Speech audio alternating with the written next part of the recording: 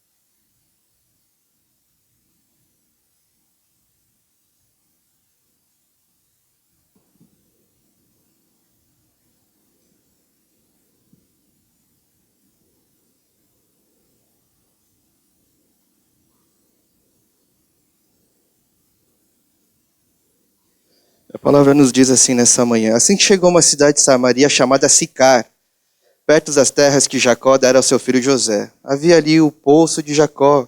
Jesus, cansado da viagem, sentou-se à beira do poço. Isso se deu por volta do meio-dia. Nisso veio uma mulher samaritana tirar água. Disse-lhe Jesus: dê-me um pouco de água. Os discípulos tinham ido à cidade comprar comida. A mulher samaritana lhe perguntou: como um senhor, sendo judeu, pede a mim, uma samaritana, água para beber? Pois os judeus não se dão bem com os samaritanos. Jesus lhe respondeu: se você conhecesse o dom de Deus e quem lhe está pedindo água, você lhe teria pedido e ele lhe teria dado água viva. Disse a mulher: o senhor não tem com que tirar água e o poço é fundo. Onde pode conseguir essa água viva? Acaso o senhor é maior que o nosso pai Jacó, que nos deu o poço do qual ele mesmo bebeu, bem como seus filhos e o seu gado? Jesus respondeu: quem beber dessa água terá sede outra vez. Mas quem beber da água que eu lhe der, nunca mais terá sede. Ao contrário, a água que eu lhe der se tornará nele uma fonte de água a jorrar para a vida eterna. A mulher lhe disse: Senhor, dê-me dessa água, para que eu não tenha mais sede, nem precise voltar aqui para tirar água. Ele lhe disse: vá, chame o seu marido e volte. Não tenho marido, respondeu ela. Disse-lhe Jesus: você falou corretamente, dizendo que não tem marido. O fato é que você já teve 5, e o homem com quem você vive não é o seu marido. O que você acabou de dizer é verdade. Disse a mulher: Senhor, vejo que é profeta. Nossos antepassados adoraram nesse monte, mas vocês, judeus, dizem que Jerusalém é o lugar onde se deve adorar. Jesus declarou: creia em mim, mulher. Está próxima a hora em que vocês não adorarão o Pai nem neste monte, nem em Jerusalém. Vocês, samaritanos, adoram o que não conhecem, nós adoramos o que conhecemos, pois a salvação vem dos judeus. No entanto, está chegando a hora, e de fato já chegou, em que os verdadeiros adoradores adorarão o Pai em espírito e em verdade. São esses os adoradores que o Pai procura. Deus é espírito, e é necessário que os seus adoradores o adorem em espírito e em verdade. Disse a mulher: eu sei que o Messias, chamado Cristo, está para vir. Quando ele vier, explicará tudo para nós. Então Jesus declarou: eu sou o Messias, eu que estou falando com você. Já é nosso último domingo de 2015, e para muitos, ou a grande maioria, 2015 não vai deixar saudades. Em 2015 muitas coisas horríveis aconteceram, tivemos notícias péssimas, tivemos o aumento da violência, a queda na economia, tivemos desastres naturais, atentados terroristas. Coisas péssimas aconteceram nesse ano. Corinthians foi campeão. Isso é horrível. Isso não deve acontecer. Perdemos entes queridos. Mas ao mesmo tempo a gente tem que lembrar que em 2015 muitas coisas boas aconteceram. O mundo ficou mais humanizado ao perceber os refugiados sírios. No mesmo dia que uma irmã da nossa igreja perdeu o seu pai, um casal da nossa igreja teve a sua primeira filha. O fato de estarmos sentados aqui, podendo nos reunir como igreja, é algo bom que aconteceu em 2015. E talvez muitas coisas nos marcaram. Mas teve uma coisa que me marcou e talvez fique marcado na história, ou talvez na história da Miss Universo. E você sabe o que é. No final do concurso Miss Universo 2015, a final era entre a Miss Colômbia e a Miss Filipinas. E as duas estão no meio lá do palco, de mão dadas, esperando o resultado. Com aquele olhar tentando disfarçar a ansiedade, o nervosismo.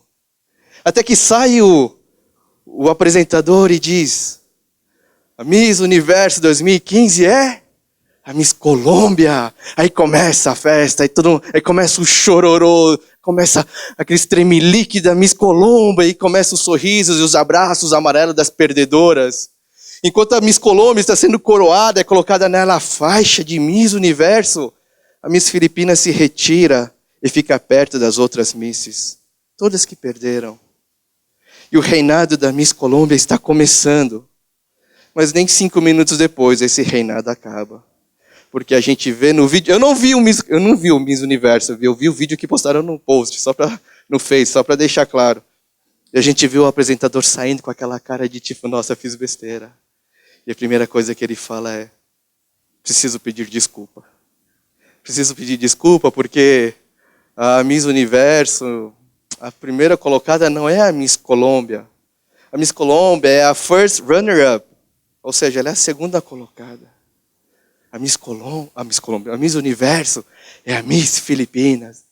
Aí todo mundo começa a comemorar de novo, menos a Miss Colômbia. A Miss Colômbia, enquanto a Miss Filipinas está saindo para comemorar, para receber a coroa, a Miss Universo 2014 está lá tirando a coroa. E a faixa da Miss Colômbia. O que resta a essa Miss é ir lá para trás, ser consolada e confortada pelas outras misses. Enquanto assisti esse vídeo, eu percebi uma coisa que mudou a minha vida. Eu não quero ser Miss.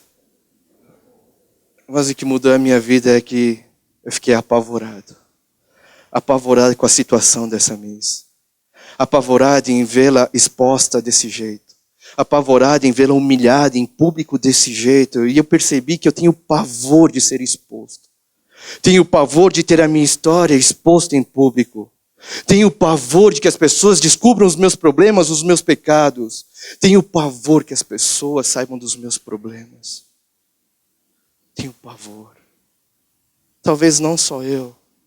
Talvez a grande maioria aqui, ou todo mundo aqui, tenha esse pavor. E na passagem que nós lemos hoje, uma mulher samaritana, contrariando toda a lógica de quem mora num deserto, num clima árido, muito quente, sai para buscar água justamente ao meio-dia, na hora mais quente do dia, na hora em que há mais luz, na hora que o calor é escaldante, numa hora em que ninguém tem coragem de sair. Tanto é que as pessoas que moram nessa região geralmente saem para buscar água às 3 da tarde, 3, 5 da tarde, onde o sol já está se pondo. Mas essa mulher, ela escolhe sair ao meio-dia, quando o sol está a pino, quando não há ninguém à vista, quando não há sombras, tentando talvez usar o meio-dia, o calor e a claridade como um disfarce. É por isso que o tema da palavra de hoje é trevas no meio-dia. E como mais um dia de sua vida, essa mulher sai ao meio-dia para pegar água nesse poço. Só que nesse dia foi diferente, porque quando ela chegou no poço, havia um homem sentado lá, com fome, com sede, cansado da viagem que ele fez.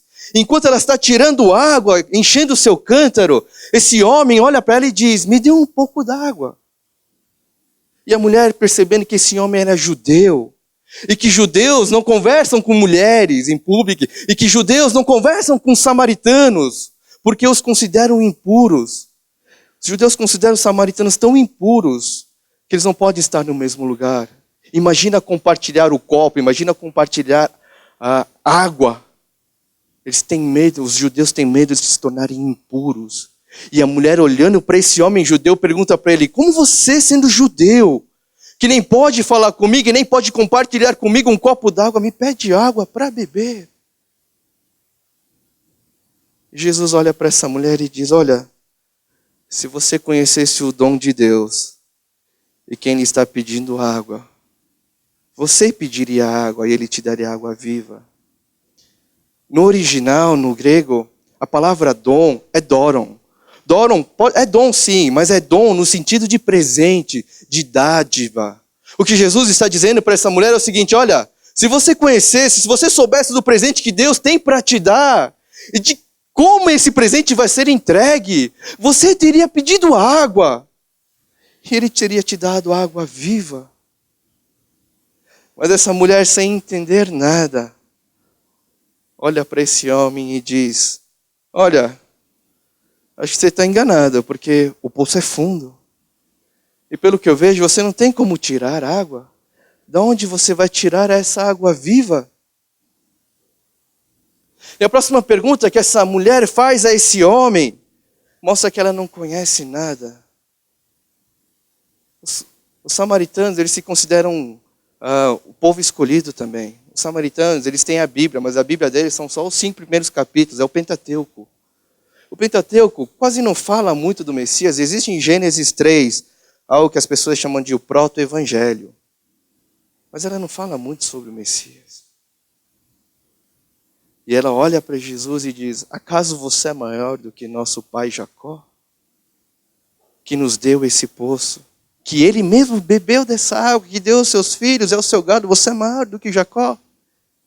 E de novo Jesus olha para essa mulher e diz: olha, eu sei que o poço é fundo, eu sei que eu não tenho como tirar essa água, eu sei que esse poço quem deu a vocês foi Jacó, ele bebeu, deu aos seus filhos e aos seus animais, mas eu quero te dizer o seguinte: por mais que você venha aqui todos os dias e pegue água, por mais que você beba dela todos os dias, você sempre terá sede novamente, mas a água que eu tenho para te dar, ela não só mata a sede da sua alma, mas ela faz de você uma fonte que joga água para a vida eterna. E talvez essa mulher, para se livrar desse martírio de ter que sair ao meio-dia, e talvez essa mulher, para se livrar desse castigo de ter que sair na hora mais quente, na hora que o calor está escaldante, para buscar água, ela olha para Jesus e diz: Senhor, me dê dessa água, para que eu não tenha mais sede, eu não tenha mais que voltar aqui. Como se fosse uma fuga da sua realidade, como se ela não quisesse mais expor quem ela realmente é. Como se ela quisesse ainda continuar se disfarçando nas trevas do meio-dia. Jesus olha para essa mulher e diz: você quer beber dessa água viva? Você quer beber da água que eu tenho para te dar? Pois bem, vai e chame o seu marido e volte. O que Jesus parece querer fazer é trazer essa mulher de volta para a sua realidade. Fazê-la olhar para a sua realidade. Tirá-la do disfarce, tirá-la das trevas do meio-dia. E essa mulher olha para Jesus e diz: eu não tenho marido. Jesus olha para ela e diz: é verdade, você não tem marido. A grande coisa é que você já teve 5. E esse 6º nem é seu marido. O que você falou é verdade. O que você acabou de me dizer é verdade. E talvez essa verdade que você tenta esconder. E talvez essa é a sua realidade que você tenta negar e tenta esconder das pessoas. Essa história de ter 5 maridos, ser considerado pecador, ser considerado prostituta, é a sua vergonha. Talvez é por causa disso que você vem aqui ao meio-dia tirar água desse poço, quando ninguém mais vem. Talvez essa é a nossa realidade. Talvez essa é a nossa realidade. Porque se a gente for pensar quantas e tantas vezes queremos nos apresentar diante de Deus, que conhece tudo e que sabe tudo, nos mostrando a Ele pessoas ideais, pessoas idealizadas como bons cristãos, pessoas idealizadas como pessoas bem-sucedidas, que não têm problemas. Como se fosse possível quando a gente acorda domingo de manhã e coloca a roupa de domingo. Eu tenho roupa de domingo. E como se fosse possível ao colocar essa roupa de domingo, nosso eu real se desconectar de nós e a gente possa vir aqui na igreja. Como se fosse possível, ao parar nosso carro no estacionamento, a gente colocar no porta-mala nossos problemas, nossos pecados, nossas dificuldades, o nosso sofrimento, fechar a mala do carro e subir para adorar a Deus, como se nada tivesse acontecido. Como se fosse possível fazer tudo isso. Como se fosse possível fingir na presença de Deus que somos pessoas ideais. Como se fosse possível nos reunirmos aqui como um corpo. Como se fôssemos pessoas perfeitas. Pessoas que não têm dificuldade nenhuma. Pessoas que não têm sofrimento nenhum. Pessoas idealizadas. E a grande questão é, por que fazemos isso? E a reflexão e a pergunta que nós temos que nos fazer nessa manhã ao ler esse texto é, por que cargas d'água nós fazemos isso? Mesmo sabendo que Deus é o que sabe tudo. Deus conhece todos os nossos pensamentos antes mesmo deles nos chegar à boca. E a gente insiste em querer fazer isso vindo aqui. Quantas e tantas vezes não viemos à casa de Deus? E muitas vezes nós oramos dizendo, Deus, deixamos os nossos pecados lá fora, os nossos problemas, nossas dificuldades, e agora queremos adorar a Ti. Como é que é possível fazer isso? Não faz sentido nenhum. Querer adorar a Deus não sendo uma pessoa real. Querendo adorar a Deus, entrar na presença de Deus, sendo alguém idealizado. Não faz o menor sentido. Não faz o menor sentido.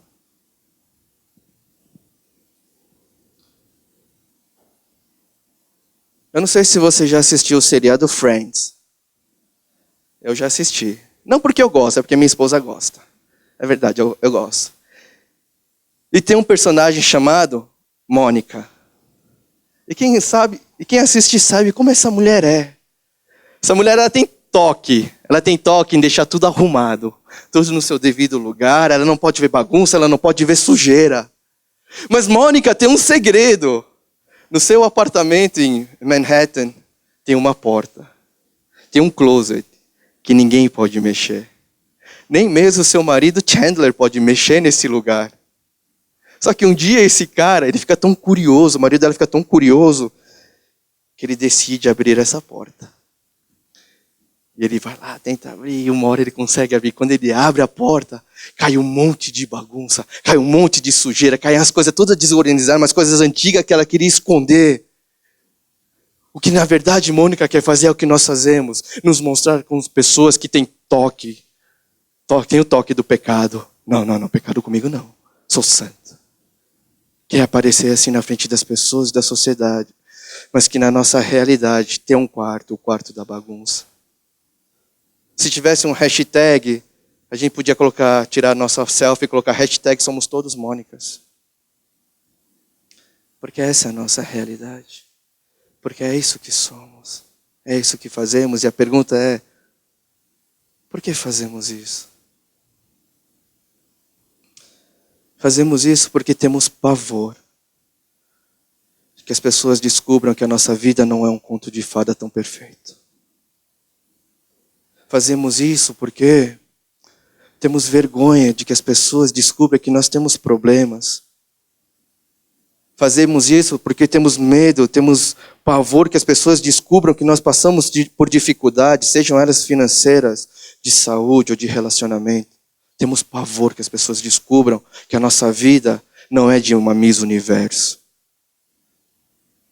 Temos pavor que as pessoas descubram que não somos tão bons assim.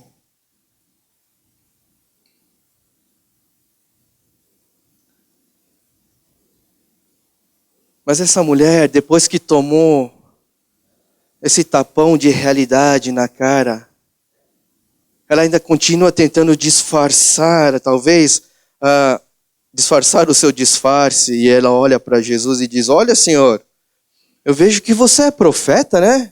Porque você sabe tudo que eu fiz. Mas os nossos antepassados nos disseram que esse monte onde nós estamos, o Monte Gerizim, onde os samaritanos têm um templo, é o lugar onde devemos adorar a Deus, mas vocês, judeus, dizem que é em Jerusalém. E como é que fica essa história? Jesus olha para ela e diz, mulher, olha, vai chegar uma hora, é que não importa se é em Gerizim ou se é aqui. Vocês samaritanos adoram o que vocês não conhecem, porque vocês se acham o povo escolhido, mas vocês não são. O povo escolhido são os judeus. Mas isso também não importa. Porque no final, o que Deus procura são pessoas que o adorem em espírito e em verdade. Por quê? Porque Deus é espírito. E é necessário que os seus adoradores o adorem em espírito e em verdade. E a grande questão é como vamos adorar a Deus em espírito e em verdade, se não entramos com o nosso eu verdadeiro na presença de Deus. Como é que a gente pode vir aqui e dizer, Deus, eu quero adorar em espírito e em verdade, meu maior prazer é estar em sua casa, se a gente deixa o nosso real, a nossa realidade, tudo lá atrás, e se apresenta como alguém ideal? Como é possível? Não faz o mínimo sentido. A mulher samaritana só foi transformada quando o seu eu real se encontrou com o Messias real. O Messias que ela só conhecia na teoria. O Messias que ela só conhecia de ouvir falar. Porque os nossos antepassados nos disseram que o Messias ia vir. Eu sei que o Messias, chamado Cristo, vai vir. E Jesus olha para ela e diz, eu sou. Eu que estou falando com você, eu sou o Messias. E a transformação dessa mulher só é possível porque o seu eu real, o que vive a realidade, o que tem sofrimentos, o que tem pecado, o que tem dificuldades, se encontrou com o Messias real. O seu eu real se encontra com o Messias real. E a primeira coisa que essa mulher faz é deixar o cântaro que ela veio encher nas trevas do meio-dia. E é voltar correndo para sua cidade com o seguinte testemunho. Venham ver o Messias real, que conhece o eu real. Venham conhecer o Messias real que falou tudo que eu tenho feito. Que sabe das coisas que eu tenho feito. Das coisas que eu tenho tentado esconder. Das coisas que eu tenho tentado disfarçar nas trevas do meio-dia. Venham conhecer o Messias. Que sabe quem eu sou. Que sabe as dores que eu carrego. Que conhece os pecados que eu tenho. Que sabe do sofrimento e da dor que eu tenho passado. Venham conhecê-lo. E a cidade toda sai. E ouve Jesus falar. Eles imploram para Jesus para ficar com eles mais alguns dias. Para eles poderem escutar de Jesus. Talvez as verdades. Talvez as suas realidades. Essa narrativa da mulher samaritana termina com as pessoas samaritanas olhando para essa mulher dizendo, olha, agora cremos. Não porque você disse, venha conhecer aquele que conhece a minha verdade, a minha realidade. Mas é porque nós conhecemos esse Messias real. Porque nós conhecemos aquilo que a gente tinha ouvido falar. Agora a gente sabe quem é. A gente o conhece de verdade.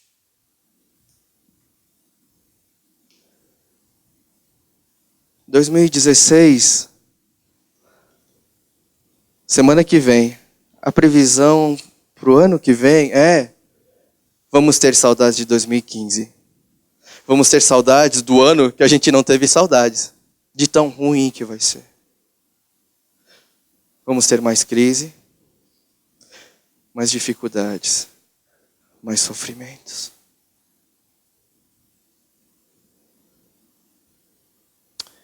E claro que se a gente vive em pecado e a gente sofre, cara, faz parte. Está no pacote. Pecou, sofreu, é consequência. Mas para você que vive uma vida como cristão, e você que busca a Deus, e você quer manter a sua fidelidade com Deus, a sua santidade em Cristo Jesus, e você tenta viver essa vida que é difícil, mas que mesmo assim você acaba sofrendo.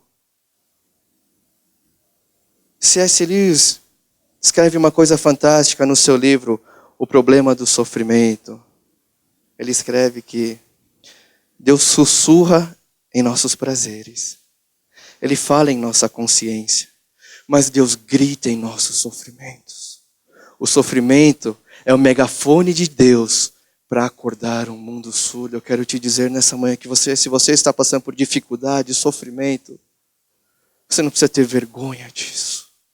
Você não precisa esconder isso de Deus, você não precisa esconder isso do corpo de Cristo. O sofrimento é Deus gritando para acordar um mundo surdo. E se nós continuarmos a viver esse papel de pessoa ideal, a gente não vai conseguir ouvir Deus. Enquanto a gente vive esse papel de pessoas ideais que não tem problemas, a gente não vai ouvir Deus gritando em nosso sofrimento.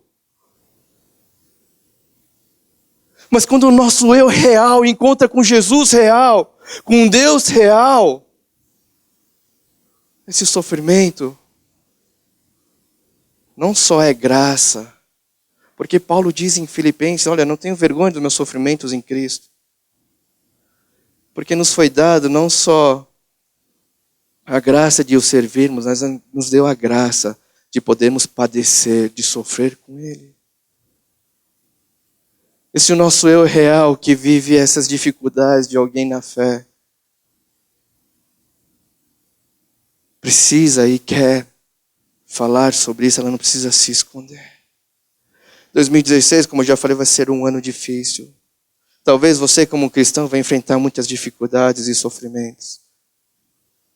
E talvez a gente vai tentar esconder isso, porque a gente cresceu num ambiente que, como cristão, ter dificuldade é vergonhoso. Como cristão, sofrer é vergonhoso. Como cristão, não ser bem-sucedido no negócio é vergonhoso. Não é vergonhoso. Não é vergonhoso. E quando 2016 chegar, os problemas chegarem, que você possa se apresentar a Deus com o seu eu real. Apresentar os seus problemas a Deus, ao Deus real.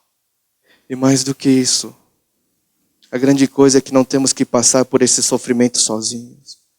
Existe um corpo, existe o corpo de Cristo, da qual você pode contar. Você pode se abrir, você não tem que passar por isso, você não tem que vestir a máscara do cristão ideal aqui dentro. Você precisa ser alguém real. Alguém real. Em que em 2016 nós, o corpo, possamos ser fortalecidos, edificados e sermos unidos, não só pela alegria das pessoas, mas também nos unir por causa do sofrimento. E que nós possamos cumprir o que está escrito na Bíblia, que quando um membro sofre, o corpo sofre, mas na esperança também de que quando um membro se alegra, todos possam se alegrar. E que em 2016 nós possamos ser aqueles que sabem do presente que tem para receber, da salvação que tem, e de quem vai nos dar o presente, através de quem? De Cristo Jesus. E que de dentro de nós possa fluir essa fonte que jorra para a vida eterna, que é o Santo Espírito. Que em 2016, semana que vem, o ano que começa, possamos entrar na presença de Deus, reais e verdadeiros, e adorar a esse Deus, em espírito e em verdade. E que Deus possa nos ajudar a todos. Eu queria fazer uma oração com vocês nessa manhã.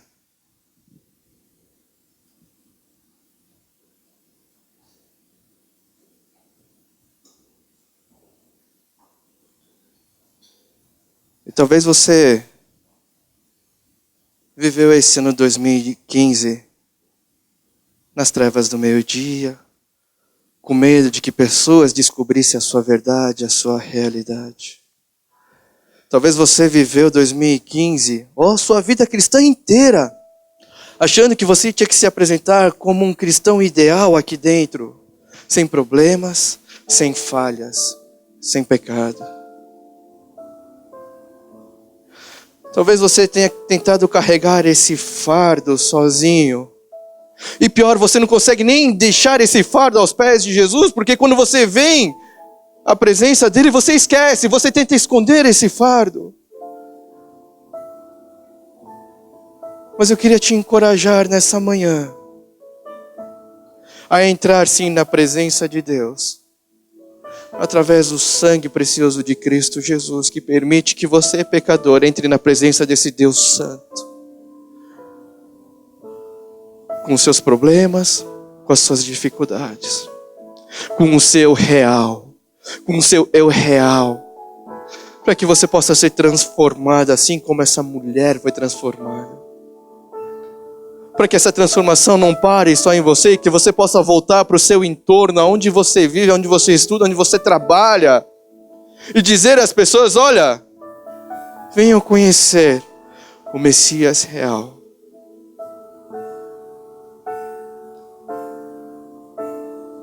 E que você então, nessa hora, você possa fazer uma reflexão e orar a Deus. Que se é isso que você quer, entrar com a sua história, a tua realidade, sem medo, sem receio, na presença desse Deus, ser um verdadeiro cristão, ser um verdadeiro adorador.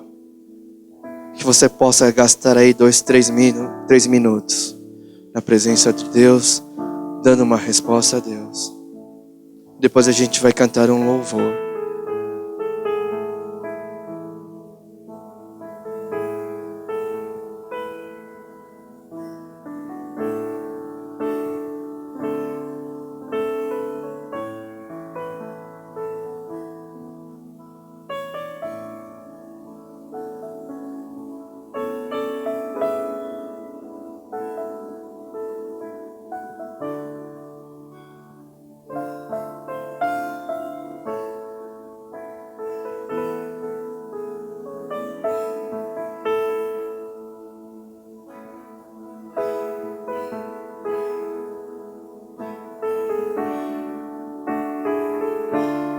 Vamos louvar em espírito e em verdade. Em espírito, em verdade, te adoramos, te adoramos. Em espírito, em verdade, te adoramos.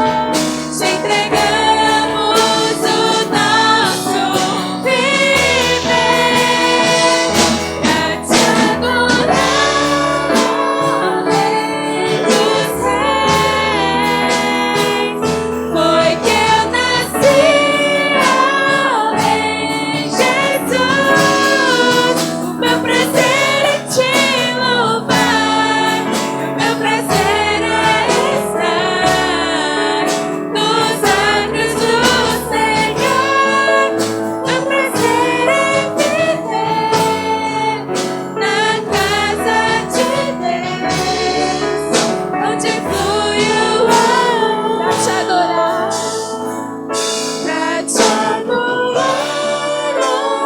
Rei dos Reis. Foi que eu nasci, Jesus. Meu prazer é te louvar, meu prazer é estar nos átrios do Senhor. Meu prazer é viver na casa de Deus, onde flui o amor. Oremos.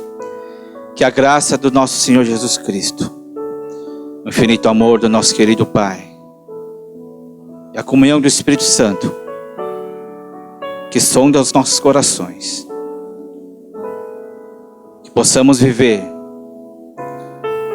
a realidade espiritual, não uma realidade carnal, onde nós buscamos fugir da presença de Jesus, mas que possamos viver 2016 em dependência a Ti, de hoje para sempre.